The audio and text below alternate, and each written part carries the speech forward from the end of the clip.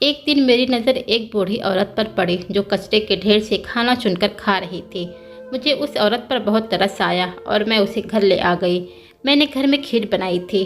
मैंने उसे खीर खाने को दी। खीर खाते वक्त उस औरत ने कहा, मैं जितना कटोरी खीर खाऊंगी मालिक तुझे उतना ही बेटा देगा।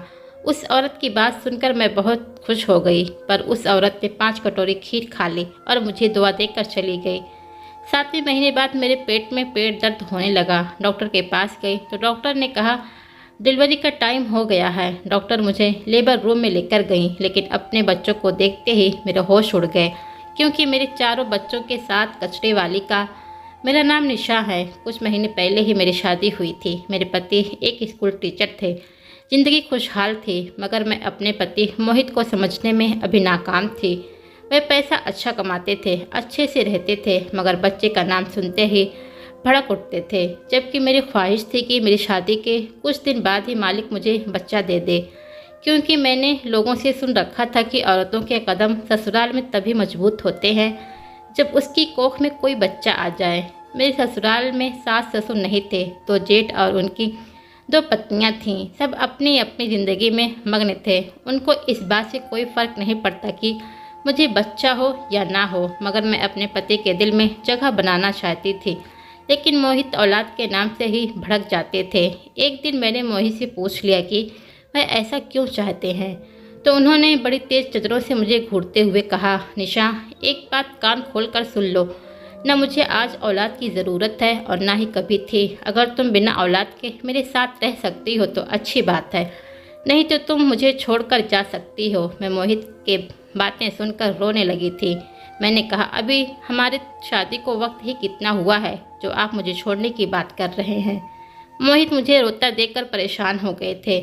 उन्होंने कहा, मैं तो तुम्हें हकीकत से आगाह कर रहा हूँ ताकि आगे चलकर तुम रोने धोने ना लगो कि आपने मेरी ज़िंदगी के इतने साल बर्बाद कर दिए और हकीकत मुझसे छुपाई रखी। अब तुम पर छोड़ रहा हूँ, चाहे तो मेरे साथ रहो या अपने रास्ते अलग कर लो। मोहित की बातें सुनकर मैंने सोचा, एक ना एक दिन तो मैं मोहित को बच्चों के लिए राजी कर ही लूँगी। इसीलिए बोला, मैं आपका साथ चुनती हूँ। मोहित मुस्कुरा दिए। मैं अपने ससुराल में महज 4 महीने ही रह पाई थी कि मेरे पति मोहित की पोस्टिंग हमारे घर से दूर शहर में हो गई थी और मैं मोहित के साथ चली आई।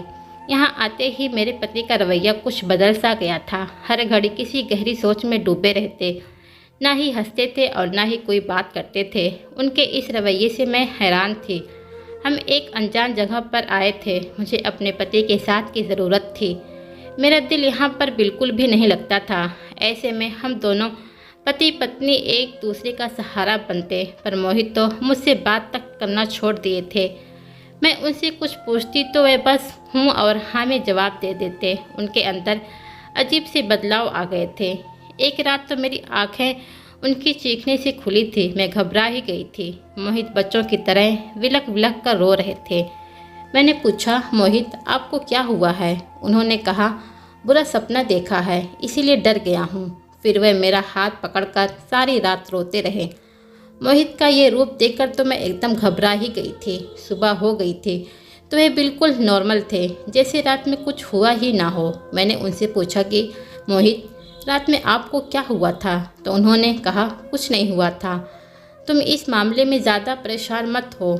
यही कहकर वे खाने की मेज़ से उठकर अपने स्कूल चले गए थे। उस दिन से मैं हरदम परेशान और उदास रहने लगी थी।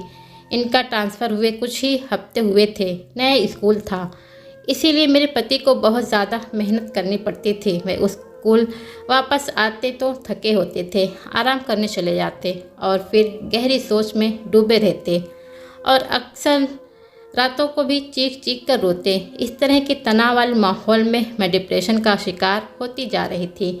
आज पड़ोस में भी किसी से बातचीत नहीं थी जिसे दिल की बात कह सकूं।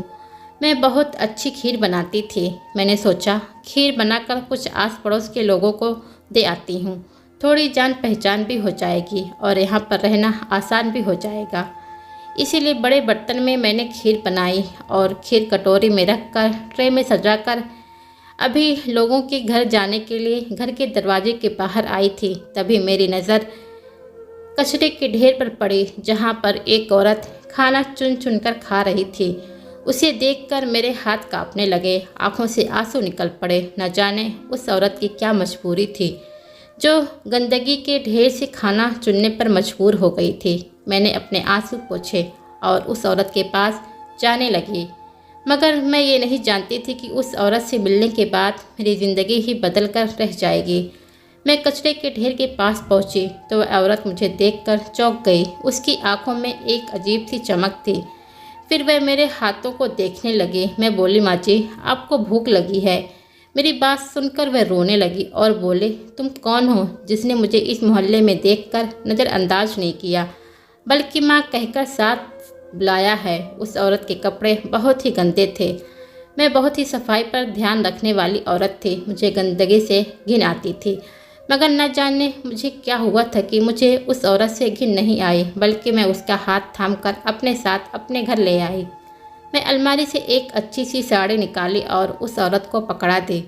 मैंने कहा, माँ जी, आप नहा धोकर साफ़ सुथरे कपड़े पहन लीजिए, फिर हम मिलकर खाना खाएंगे। उस माँ जी ने बिना कुछ कहे कपड़े बदल लिए। मैं उन्हें बाथरूम तक ले आई।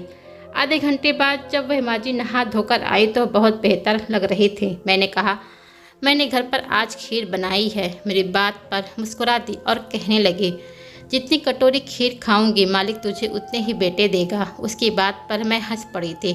मैं जानती थी कि कमज़ोर सी औरत कितनी खीर खा लेगी।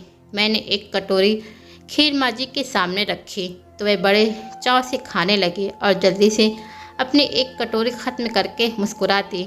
तो मैं दोबारा एक कटोरी खीर उनके सामने रख दी। देखते ही देखते माँ जी 5 कटोरी खीर खा गई। तभी मैंने 6वीं कटोरी की खीर लाकर रखी तो उन्होंने खाने से इनकार कर दिया। मैं बोली, रहने दे, अगर ये 6वीं कटोरी खाऊंगी तो तेरे 6 बेटे हो जाएंगे और तुझे संभालने में परेशानी होगी। उनकी बातों पर मैं हंस पड़ी कि भला ये कैसे मुमकिन है। जब मैं उस माँ जी को दरवाजे तक छोड़ने आई तो उन्होंने कहा, बच्चे की तैयारी कर ले, मालिक तुझे जल्दी खुशखबरी सुनाए। एक पल के लिए तो मैं घबरा गई थी कि आखिर ये औरत कौन है जो इतने विश्वास के साथ कह रही है। घर में आकर मैंने बर्तन समेटे और किचन में लाकर रख दिए। तभी कुछ देर बाद मुझे चक्कर से आने लगे।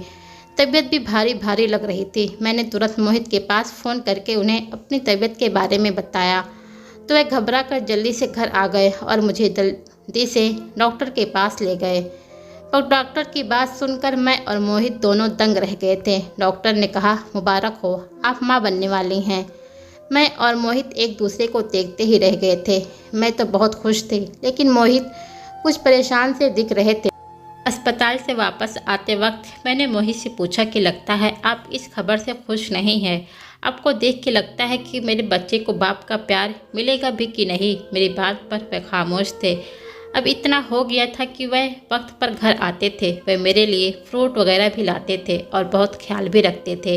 अब मैं अक्सर अपने घर का दरवाज़ा खोलकर सामने कचरे की ढेर की तरफ देखती रहती कि शायद वह औरत नज़र आ जाए और मैं उसका शुक्रिया अदा कर दूँ, मगर वह औरत मुझे कहीं नज़र नहीं आई। न जाने वह कहाँ गायब होकर रह गई थी।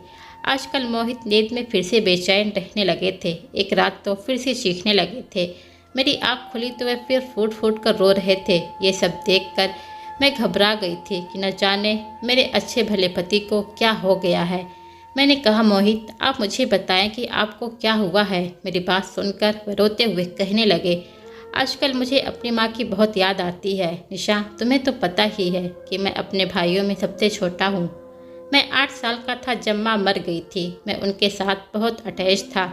मैं उन्हीं के साथ सोता भी था। मेरे दोनों भाई तो समझदार हो गए थे। वे अपना काम खुद कर सकते थे, लेकिन मैं तो माँ के हाथों से ही खाना खाता था। माँ चली गई तो मैं इस दुनिया में बहुत अकेला हो गया था। माँ के जाने के बाद पापा सदमे में आ गए थे तो वह हमारा ख्याल क्या रखते। मेरे दोनों भाई मुझे संभाल रहे थे। हमारी परवरिश के खातिर हमारी बुआ हमारे घर आ गई थी।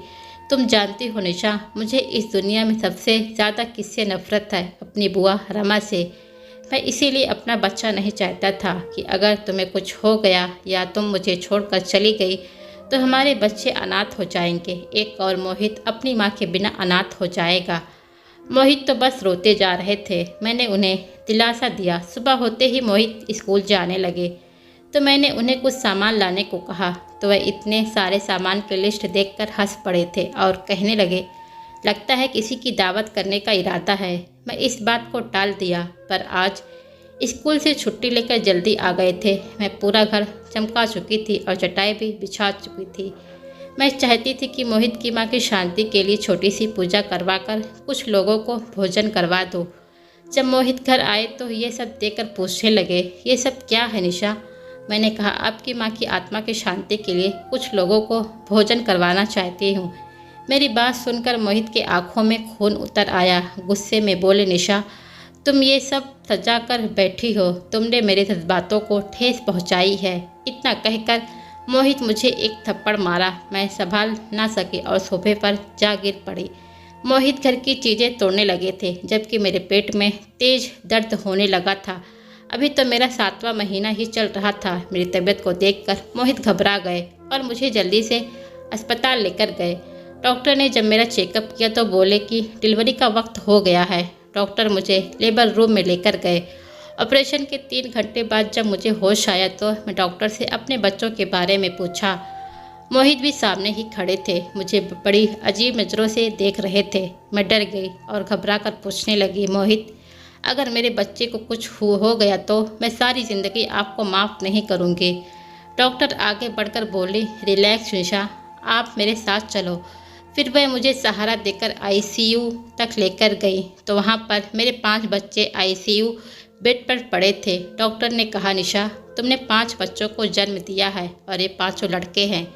ये सुनकर तो मैं सिर पकड़कर बैठ गई। भला ये कैसे मुमकिन है?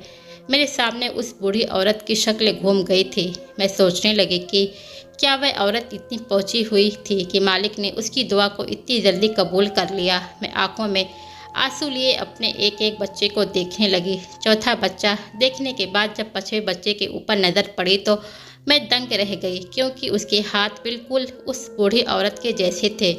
मेरे बच्चे के हाथों में 2-2 अंगूठे थे। अब मैं समझ गई थी कि ये सब उस औरत की दुआ का ही करिश्मा था। मैंने डॉक्टर से कहा, आप मेरे पति को यहाँ पर भेज दें। कुछ देर बाद मोहित आए तो मैंने उनसे पूछा, आप एक साथ 5 बच्चे देखकर हैरान हैं ना?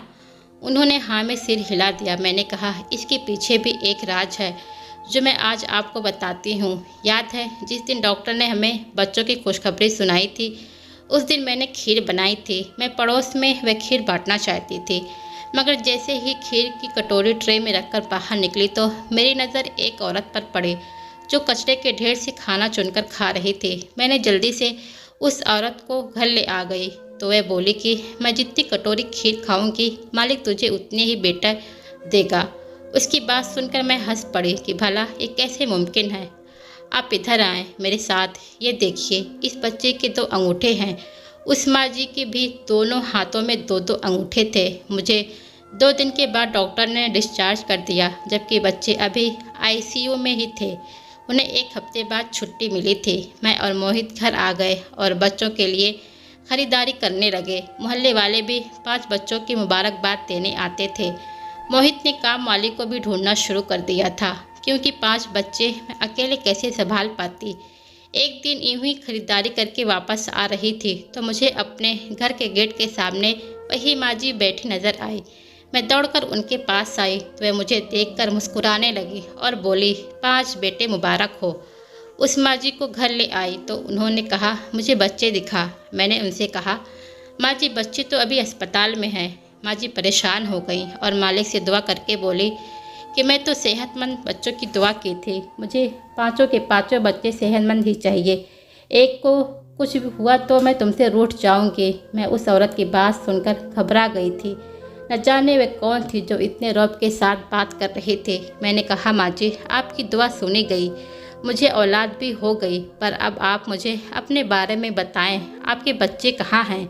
घर बार कहाँ पर है? मेरे सवाल करते ही माँ जी फूट फूट कर रोने लगी और मुझे बताने लगी कि मेरा बहुत प्यारा परिवार था, प्यार करने वाला पति था और मेरे बच्चे थे। लेकिन फिर यूँ हुआ कि मैं एक दिन अपनी नंद के साथ बाजार गई तो उसने मेरा सौदा कर दिया। मुझे यकीन नहीं हो रहा था कि एक बाल बच्चे वाली औरत को कैसे बेच सकती है। मेरी नंद मुझे सुनसान जगह पर ले जाकर उन गुंडों के साथ मेरा सौदा करके चली आई। वो लोग मुझे बेहोश करके ले जा रहे थे। तभी अचानक मुझे होश आया और मैंने अपना दुपट्टा एक आदमी के गले में फंसा दिया और वैन से छलांग मार दी। मैं सर के बल नीचे गिर गई थी। चोट बहुत गहरी थी और मैं बेहोश हो गई। जब होश आया तो नर्स मुझे देखते ही बोली, इनको होश आ गया है। एक नर्स ने मुझे बताया कि मुझे पूरे 15 साल बाद होश आया है। मैं सोचने लगी कि मेरे तो छोटे छोटे बच्चे थे, वे कहाँ होंगे? क्या अब वे बड़े हो गए होंगे? क्या मेरी ममता प्यासी ही रह जाएगी? अभी तो मैंने जी भर के अपने बच्चों से प्यार भी नहीं किया था। अब घर आ गई तो क्या वे मेरी गोद में लेटेंगे? यही सब सोचते सोचते जब कुछ दिन बाद मैं अपने घर पहुंची तो पता चला इस घर के मालिक की पत्नी अपने 3 बच्चों को छोड़कर अपने आशिक के साथ भाग गई थी। इसीलिए इस घर के मालिक सदमे में आ गए थे और वह ये घर बेचकर चले गए। ये सब सोचकर तो मैं हैरान थी कि मैं कब किसी के साथ भागी थी। मेरे साथ तो मेरी नंद ने धोखा किया था। मैं सारी रात उस घर के बाहर बैठी रोती रही पर मुझे कोई नहीं मिला।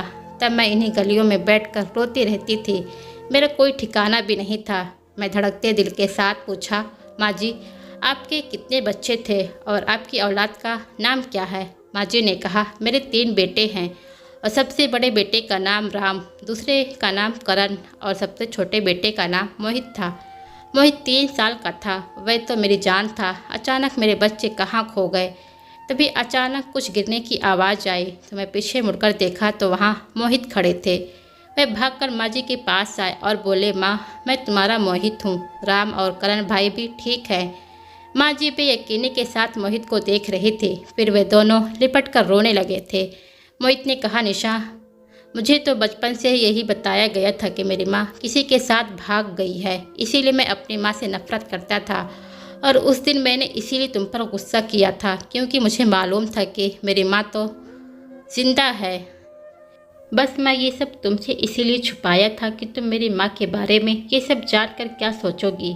इसीलिए मैंने तुमसे झूठ बोला था कि वह मर चुकी हैं। और तुम जानती हो कि मैं यहाँ पर आकर क्यों बदल गया था, क्योंकि मेरा बचपन इसी इलाके में गुजरा था। फिर मोहित ने कहा, माँ रमा बुआ ने आपके खिलाफ पापा को बहुत भड़काया। पापा तो एकदम सदमे में आ गए थे। उन्हें कुछ समझ में नहीं आ रहा था और रमा बुआ ने इसी का फ़ायदा उठाकर सारी जायदाद अपने नाम करवा ली थी। माँ जी ने कहा, अब मुझे समझ में आया कि रमा ने मुझे जायदाद के लालच में आकर गुंड के हाथों में बेच दिया था। दोनों माँ बेटे एक दूसरे के साथ बैठकर रोते रहे।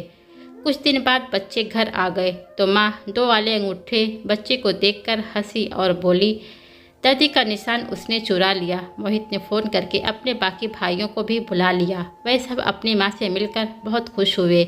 मालिक की कृपा और माँ जी की दुआओं से मेरे बच्चे बिल्कुल सेहतमंद हैं। दोस्तों ये थी आज की कहानी। कहानी अच्छी लगी हो तो प्लीज़ वीडियो को लाइक कीजिए, शेयर कीजिए और कमेंट भी करें। चैनल पर नए हैं तो चैनल को सब्सक्राइब करना बिल्कुल ना भूलें।